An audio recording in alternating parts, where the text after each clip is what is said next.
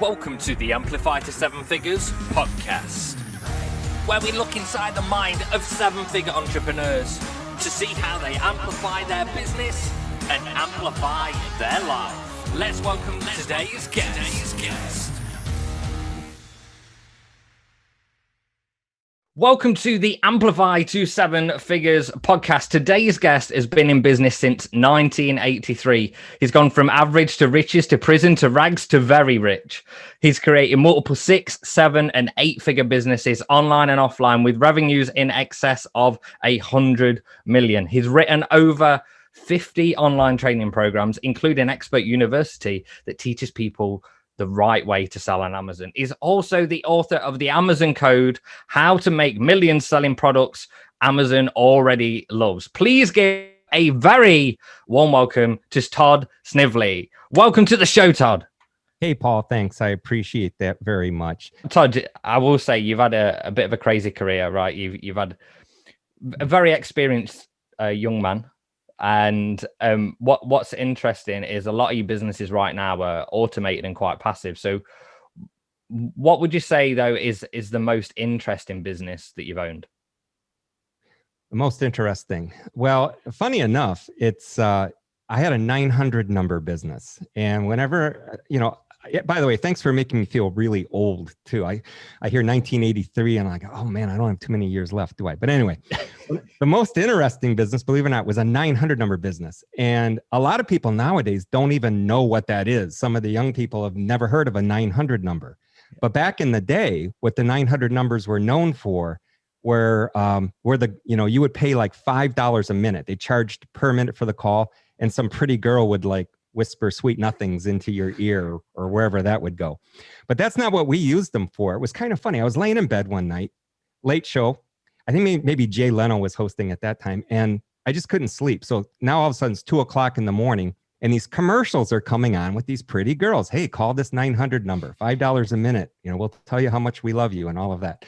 And what caught my attention was the $5 a minute. I was like, Who gets that money? Obviously not these women. Who gets the money? And back, that would have been what, 1989.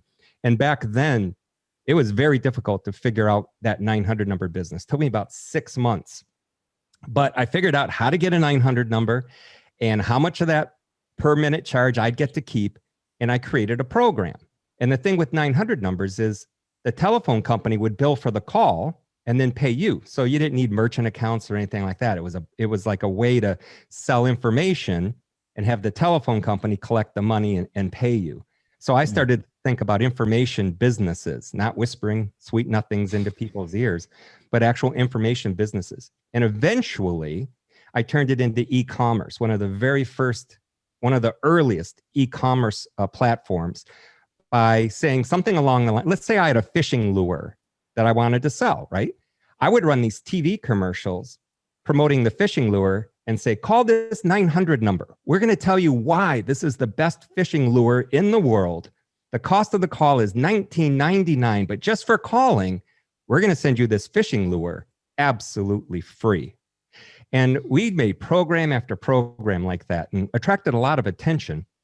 And so eventually we did charitable programs. We worked with the U.S. Marshals Foundation, Clint Eastwood and Robert Stack, raising money for them, and other charities, followed after that. So we took the kind of a sordid business and turned it into a direct marketing business. And then one day, it kind of fell apart because there was deregulation. You had all of the regional bell companies now having all of their different rules and regulations, and nobody wanted to run a national program anymore. It was one of those things where it was a perfect business that just fell apart. It was one of the first training programs I ever wrote also on how to use 900 numbers to make money like that. And we eventually formed our own, it's called a service bureau. So we were teaching people how to do this 900 number business the right way, hosting their programs on our equipment and getting 5 cents a minute out of every minute that they generated as a service bureau fee. And when it all kind of came to an end, we were doing over 2.5 million minutes a month of other people's programs at a nickel a minute, just for hosting the the information. So that was the most interesting business I ever ran into, because I got to deal with thousands of other entrepreneurs who understood, the opportunity, and we helped them implement it. Actually got a patent on a circuit board, where this was the first PC circuit board that you could plug into a PC and do a call redirect, where somebody would come in on the 900 number and then be redirected out to a real person. Because one of the programs we had was called TeleLawyer. And you could actually talk to an attorney for $5 a minute, ask them any legal question you had, showed up on your phone bill, right? Well, we needed to be able to do call redirect. So we developed this technology and actually ended up selling that patent when the 900 number business went away. That's kind of a longer story. But anyway, that was the most interesting business. Now, the most fun business I ever had was my video store. That was kind of an in-between business. We had just gotten out of the 900 business. It kind of coincided with the birth of my first daughter. This would have been 1992 at this point. And I didn't know what to do next. So one night, my wife and I were sitting in front of the TV watching a movie we had just gotten from Blockbuster, which we did all the time. And she said, for what we pay Blockbuster for these movies, we could probably buy a video store. And I'm like, yeah, you're probably, whoa, wait a minute. Wait a minute. 3 weeks later, I had a video store. That was the most fun. What? That's, yeah, it just shows, you strike me as the kind of person as well, as if, so I heard a story on another podcast you were on where you went to a trade show and then you saw this woman selling peanut brittle. And you came out with this basically the whole rights through a distribution. Just tell us a little bit about like how a 7 and 8 figure entrepreneur just sees opportunities like that one. It's kind of funny because it wasn't always like that. Matter of fact, there was this time where people have said, have you ever had a real job? And I go, yeah, I have had 2 real jobs. Right out of high school, I went into the Air Force. And then after the Air Force, I had a business. I sold the business. I got some money and I had a decision to make. Do I go into another business or do I chase the one real dream I had? And that was to be a commercial pilot. I wanted to fly in the Air Force. That didn't work out because my eyes kind of failed me. So I said, well, I'll go fly commercially, right? So I had the decision. Do I start a business or do I take this money and finish my commercial pilot training? Because I had been a pilot since I was 15, but a private pilot. And so I decided, no, I'm gonna finish my ratings, get my commercial pilot certificate, my multi-engine, my instructor rating, everything like that. And I'm gonna see if I can enjoy and make any money flying. Well, what I learned from that was they just took something I loved and beat the hell out of it. But so I figured I need to make some money. But one night driving to the airport, I was listening to a talk radio show and the guy on the radio said, everybody has no less than 6 ideas every year that if properly implemented would make them a millionaire. I said, really? I have 6 ideas every year? I better start listening to myself. And once I heard that, it's kind of like when you buy a red Corvette, you never see a red Corvette until you buy one. And now there's like on every corner, there's a red Corvette. Yeah. There's a scientific term for that I can never remember because it has more than 2 syllables. But anyway, all of a sudden, I started to see opportunities everywhere. And I started to ask myself, is that a $1 million opportunity or is that a bad opportunity? And eventually I said, I need to start acting on these. So once I actually started acting on the opportunities and seeing the other opportunities, there are more and more opportunities everywhere. It became something I couldn't stop. And it got really bad because, literally like my daughter would say, hey, Daddy, you want to go to the high school craft fair with me? I'm like, sure, let's go. And you'd be walking around a high school gym full of all of these crafts that, people are made and trying to sell. They're little tchotchkes and crocheted hot plates and all of that. And I couldn't stop seeing opportunity. Like I saw this one guy, he had a chef's coat on and he had these different spicy sauces in front of him. Mm. And I said to him, did you make these? Is this your brand? He goes, yeah. Now I'm in a high school gym And I'm starting all of a sudden to make a deal with this guy for distribution of his hot sauces. And that's when I knew I had a problem. So And do the you feel a soft lot of peanut those brittle, deals? the soft peanut brittle, you know, all you have to do is ask the probative questions and find out what their goals are and what their situation. And that deal, even though it was soft peanut brittle, I've done that deal 100 different ways in different situations. It's basically, it's the same set of steps. So it's so easy to see that. And when you see it, you just go right into your step 1 through 6 and get the deal done. And That one was unusual though, because that was the one with exclusive online rights in North America. And then a few weeks later, when I went to contact her and make my first purchase, I was actually contacted first by the company that had bought her company. She actually was looking for distribution and instead, I guess, just decided to sell her whole company to this large food distribution company. And then they ended up paying me an obscene amount of money because they wanted the online rights back. They didn't want to work with me. So they just wrote me a big check. And I was like, winner, winner, chicken dinner. All right. Yeah, I'll go do that again if I can. You know? And that was like 10 minutes of work, essentially. Well, not even work, really. 20, it's a conversation. Maybe 20. And the whole time I'm eating her soft peanut brittle. You know? So, it was great. That was the snack and candy show. That one was in Chicago. I don't remember what year it was. I have to think. But that's one of my favorite shows because they give you, when you it's one of the few ones I'm actually willing to pay to go to. I think it was $175.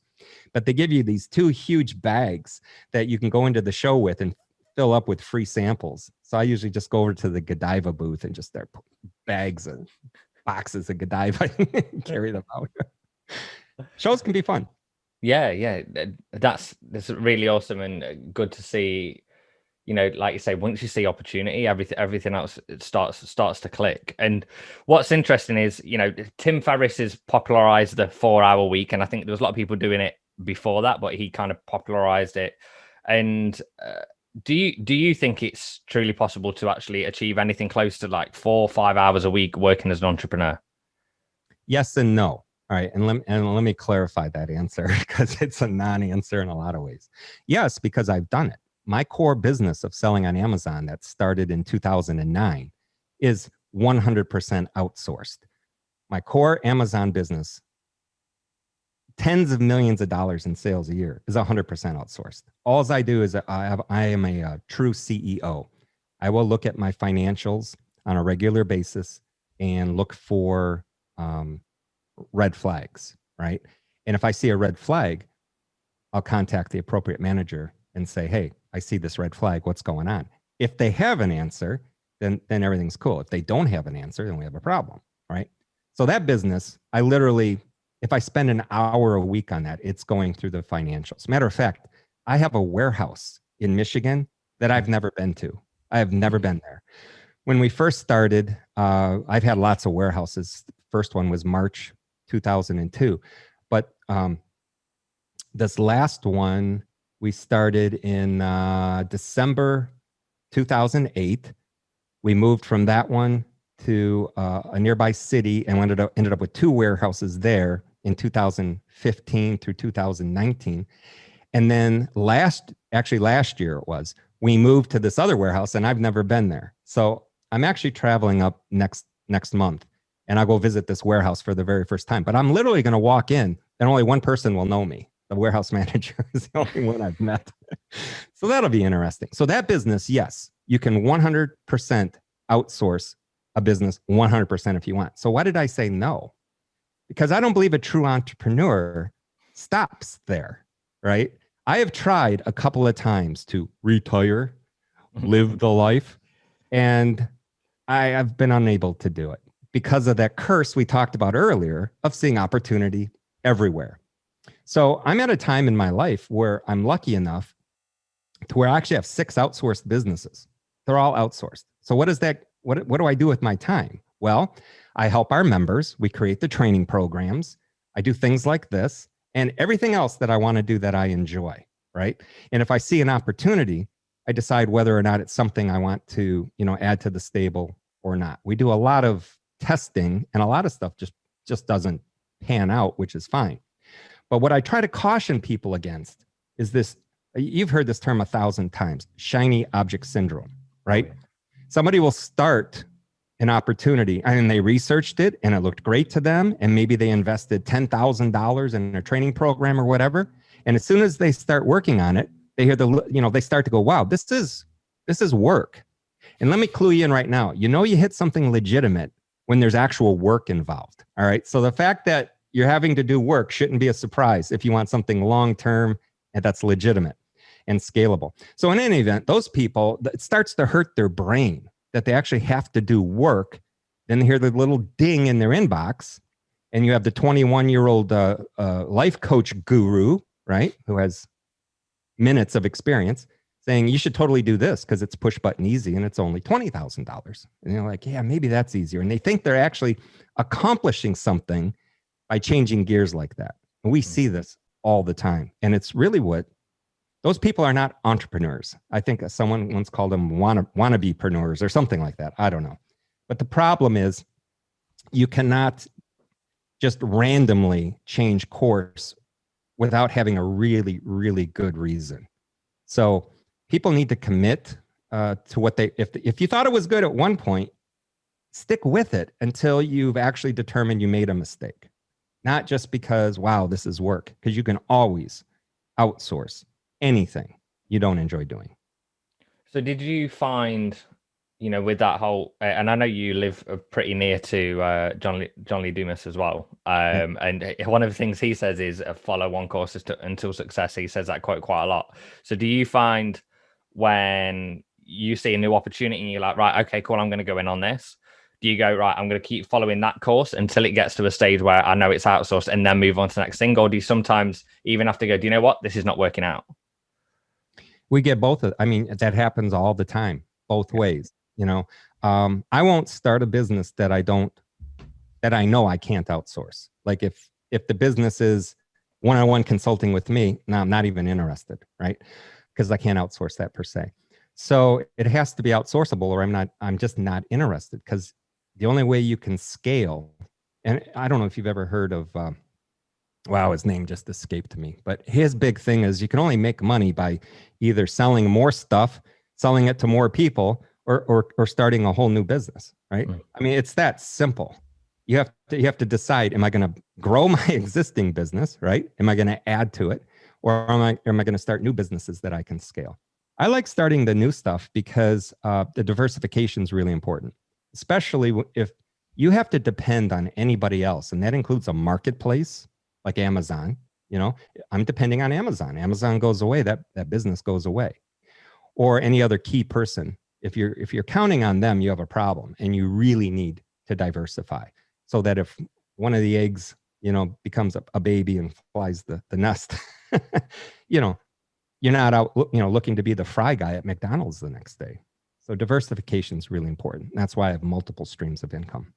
I'm intrigued about the way that you outsource as well. So, when you've done it that many times, you've obviously got some kind of system or process that you put in place that you go, okay, this is the path that I'm going to take. And I know how to take that from this is the steps to this is the outsourced team that I'm now going to put in place. What is that transition process, that you go through to go, okay, now I can see how that's going to work. And now I know how to outsource it. Have you got people for that, or do you do that part yourself?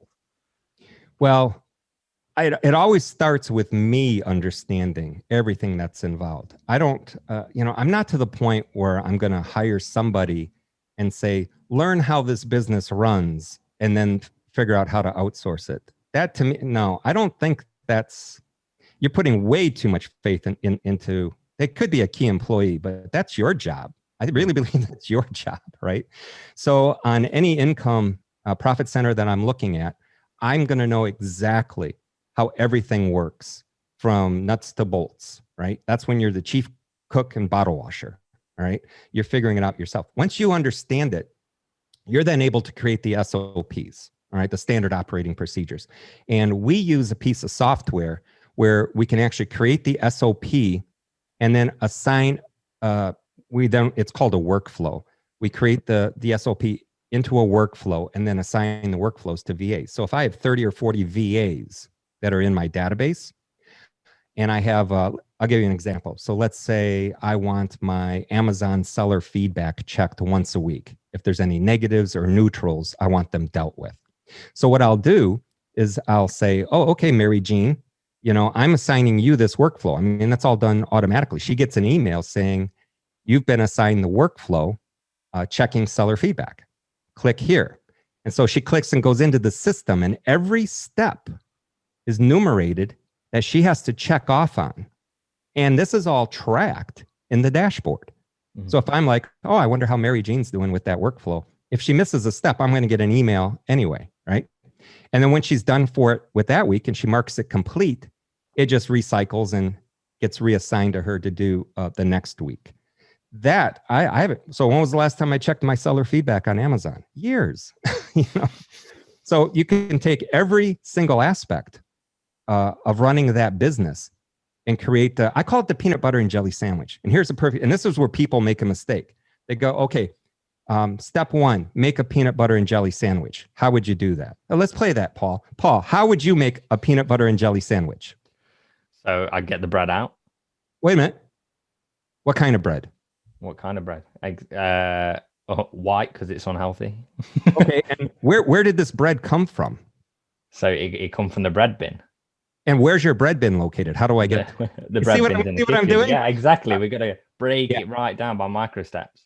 So that I know exactly that I got to get in my car and where to go to your house and where to find the key to get into your kitchen to find your bread basket to get the bread. Yep. Once you're able to do that with an SOP, you're good. And anytime anything changes, you just go in there and you change the SOP. This is what McDonald's does. This is why the hamburger, I have a home in China. We have Burger King there, matter of fact, okay? So this is why I can get a Whopper with cheese in Chongqing, China, just like the one when I go to my home in Las Vegas. They're identical because of this system. And if somebody falls off, gets hit by the beer truck, doesn't show up for work, they grab the next guy off the street, sit him down, show him the system, and then he just knocks the system out. That's the same thing with making money online. Identical. And what I'm fascinated about as well is that first step, right? So you've got all those SOPs that need to be created now. You've got multiple businesses or like multiple deals or opportunities in the Amazon space. So obviously that first time you created everything, you're probably doing a lot more of it. So do you kind of go, right, here's the nuts and bolts of it. And then say, for example, on our team, we'll go, okay, you're doing that part of it. So you record the video, send it off to the other person. They'll write the notes on it and then we'll get it double checked. So we kind of like empower the team as well to do the SOPs, or do you create all the SOPs to start off with and then go, right, just go and run with it now? What I'll do is I'll actually do one video from start to finish with a mind dump. So I'll be like going, okay, now this is what we need to do today. Here's the first step. I'm going to go do this. And then once that's done, now we need to do that. So I've created this mishmashed video. That's not an SOP. That's an instructional video. That video will then go to a specific VA that is good at writing SOPs. They then go through that video and say, well, this is a step. That's a step. This was going to go better with a screenshot. This, I can actually take a chunk of the video Todd gave me and put as a step here. And they actually are creating it within the piece of software that we use to manage and execute the workflows. Yeah, I like that. And I think that's a really important point, right? Is you need to create all the SOPs, but it doesn't have to be physically you that's writing every single SOP out. Otherwise, you'd have no time to, enjoy Puerto Rico and writing SOPs is not my expertise. I also learned that a long time ago. I used to think I had to do everything myself. I think that's a big mind block that most entrepreneurs go through. Oh, I do payroll better than anybody. I need to do payroll. Well, that's the dumbest thing in the world to think as an entrepreneur that nobody can do your payroll. You make one video of you doing payroll one time, and anything that was a little extra special about your payroll is now captured for all of history to be followed by somebody else. But what I learned is back when I was trying to do everything, you would end up beating your head against the wall eventually because you don't know everything. So I came up with a rule. If I couldn't figure it out within 10 minutes, I hired it out. And then the rule was if the wallet can't get it done, it just won't get done. If the project is so big or complicated that the amount of money to outsource it is ridiculous, then well, pass. We're done. Moving on. You know, Yeah, it didn't happen too often, but that's definitely a fascinating response there as well, Todd. I love the way that you think through things, and obviously that's happened over a number of years as well to just improve upon that, and see more opportunities. So it's interesting. The last 12 months has probably been some of the weirdest of our lifetimes with COVID and everything else going on. How's being in the online space? How's that affected business for you? You know, I'm almost guilty to say that, you know, in our situation, COVID was it really it increased the business unbelievably. I think we saw 3 years worth of inventory sold in 4 months. It was insane. Our challenge was, and still kind of an issue, not so much for us anymore, but businesses in general, was the employee side. Because again, I have the warehouse in Michigan, and we have another warehouse, Tennessee, and workers were scared out of their brains when this first started, right? And then you had the government saying, well, we'll pay you to sit at home. You know, just walk out the door, go home, sit on the couch, watch TV. Not only will we pay you, but we'll give you a $300 weekly bonus. So what do you do, right? So I got on a Zoom call with everybody, and I said, you know, anybody that wants to take advantage of that, go home, sit and get the bonus, you're welcome to do that. If you guys want to work, right, this is what we're going to do. Went through the safety protocols. We were actually deemed a necessary business by the state of Michigan because of the types of products we were selling. But I'm going to double the bonus that the government's going to pay you. So if you guys stick with us and help us accomplish this mission, you know, I'm going to show my appreciation financially. I don't know how else to do it. Now, what was nice is when you build a business the right way, money isn't the sole reason people will come to work, right? They enjoy the challenge. They enjoy some advancement. They like the work, and they appreciate the environment. If you build the right environment, people are going to be, I'd rather be here and getting paid, and I'll take that extra money than being at home, right? And not being in this environment. So to everybody's credit, nobody walked out. Everybody stayed on the job. We implemented the safety procedures, got all the gloves, all the protective equipment up there, and actually worked a double shift, 7 days a week, 2 shifts to meet the additional demand. And eventually, and everybody that couldn't find toilet paper knows this, eventually the supply of products started to dry up. So here we had this huge influx of business over a few months. And then it was like pulling teeth, trying to find supply and restock products that were selling out. But that was across the board, everybody. So we had to pivot. And pivot it's not just a word, it's a lifestyle. Trust me. If you're an entrepreneur, I got pivot tattooed on my left butt cheek. Okay. It's that important. And, you know, the way we pivoted was instead of working with maybe the 20 or 30 suppliers that we had been with for years that produced 80% of our income, we went and opened up another 300 accounts with other suppliers that we had never worked with to have a secondary and tertiary source of products. So our database just really multiplied. And now it's probably one of my most valuable assets, because people that want to sell products profitably, the very first thing they run into is, well, where do I get these products? Yep.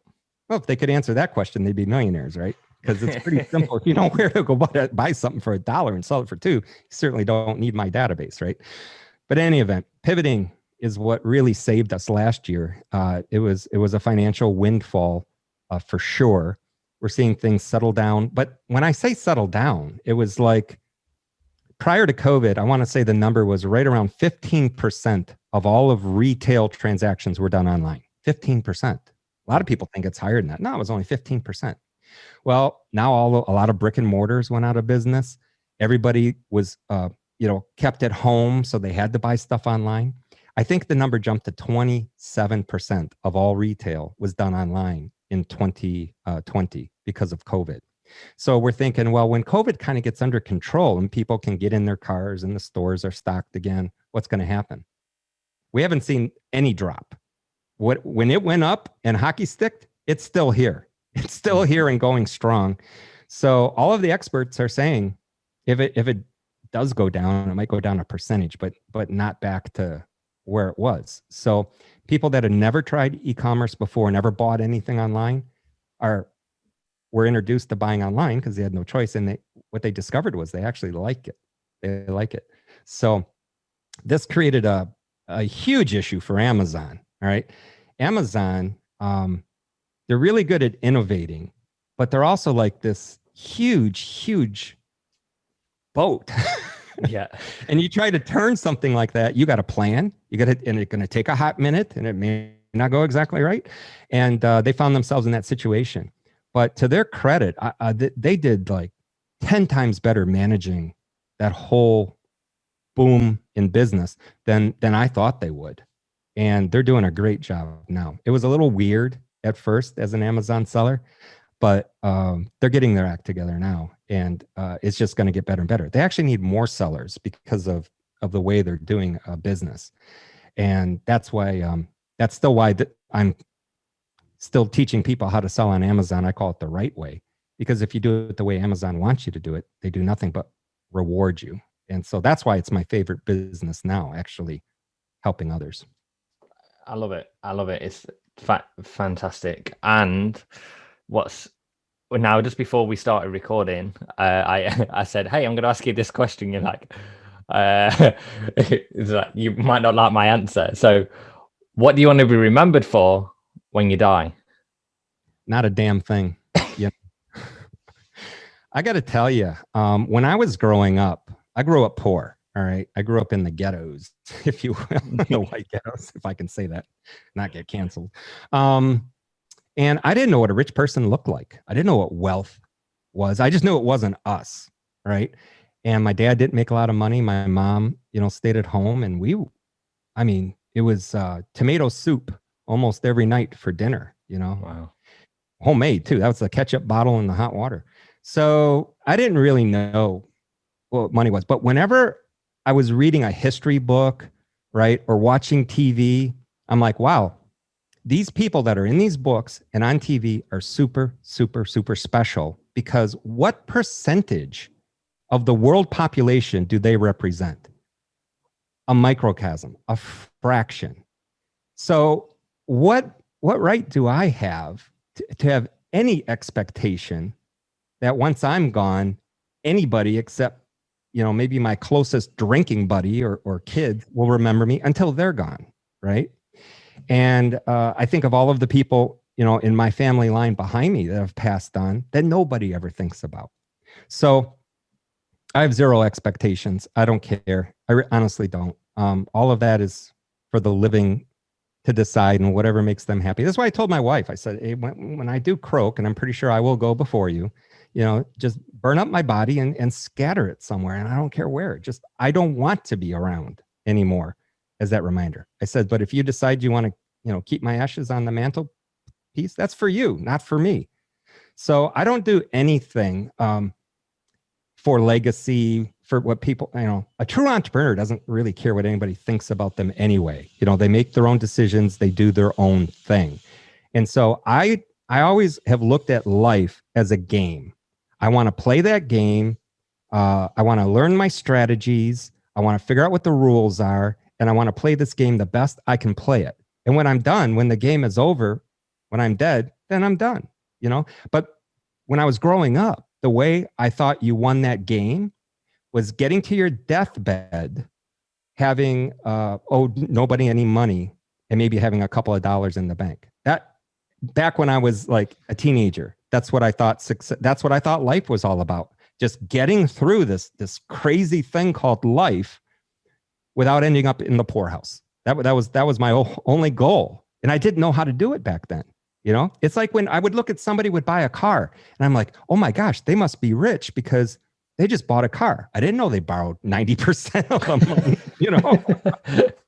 How do people buy a house? How do they save up all that money? Well, they get a mortgage. Oh, really? Okay. Well, so this is why it just doesn't matter to me. It just doesn't matter. But I'm so glad we asked the question because, you know, it shows your thought process, right? And I like what you said about playing the game. I've always seen like that you have the kind of, it's almost like playing Mario, right, or something, and the bosses get a little bit harder, and then you go up the levels and stuff like that. Then you unlock new weapons and toys and all those kind of things as you're going through, and you're like, okay, cool, this just makes it. So do you find now as well, where you are in the game, you enjoy the game a lot more? Oh, yes. It's even more a game. And I love solving the puzzles, right? Yeah. Because people ask me that all the time. They go, they'll say, do you still spend the money on self-development or mentors or inner circles? I'm like, yeah, I probably spent $150,000 in the last year on that kind of thing. Like, why? So I can play the game better. That's the only reason. Yeah. You know, whoever knows the rules, whoever has the best strategy, right? You heard me say that. Well, how do you get the best strategy? You hang out with people that have done what you want to do, right? And you cut the toxic people, the naysayers out of your life, and you focus on becoming better, whether it's a better person, right? Whether it's eliminating negative things out of your life, whatever it is that gives you the advantage to play the game better is good for you. Anything that takes away from that is not good for you, right? You know, everybody's really big on, you should be up at 5 a.m. and, you know, have that millionaire mindset and all of that. And I said, that doesn't work for me. Well, when do you get up? It's when the sun wakes me up. Usually, I don't know, 9, you know, but only in the last couple of years have I actually started taking care of myself physically. That was like my last big challenge. So I've lost 60 pounds. Wow, that's amazing. Yeah, I feel a lot healthier. And I think it's helped me play the game, right? But that was tough for me. So like the same kind of people that say, well, I cannot figure out how to make a single dollar of profit online or whatever. I understand, because I couldn't lose weight to save my life. And then one guy, it was funny, he was trying to actually sell me a program, $1,800 program just for myself. But on the free call, he said one thing to me after asking me a bunch of questions. And here's what he said to me. It sounds like you haven't figured out why you want to lose weight yet. Because if you just figure out your why, you'll be able to do it. He goes, do you want to buy my $1,800 program? I said, will it help me figure out why? He goes, probably not. I said, no, thanks. So I got off the phone with him, right? And I started to think, I says, why do I want to lose weight, right? Because up to that point, I really didn't have a great reason. You have the general reasons, right? But then I sat down and I kind of figured out, all right, well, here, this should be my why. I want to lose some weight. And 60 pounds later, it's just like magic. And I can almost barely explain how it happened, but the mind's a powerful thing. So yeah, I'll do, if a mastermind makes sense, I'll write the check. If additional training program makes sense, I'll write the check, you know, and it's done nothing but help us make more money in our business. You know, when we do a launch, or we try to market a product, or we're testing a funnel, you know, to think you know all of the answers on these things you've never done before is insanity. I'd rather just pay somebody and say, what should I do with this? What should this page look like? What should the steps in this funnel be? Should I have an upsell here or a downsell? And you have people that have made a lot of money that know those answers. I like the shortcuts. Yep. You know, I said before, if the checkbook can't get it done, it won't get done. I will write a check for a shortcut to the front of the line for knowledge all day long, rather than beat my head against the wall doing the trial and error, trying to figure it out myself. Because it's just, like I say, easier. And it's, so when we're talking about play the game, that's like you know, playing the game and putting in the cheat code.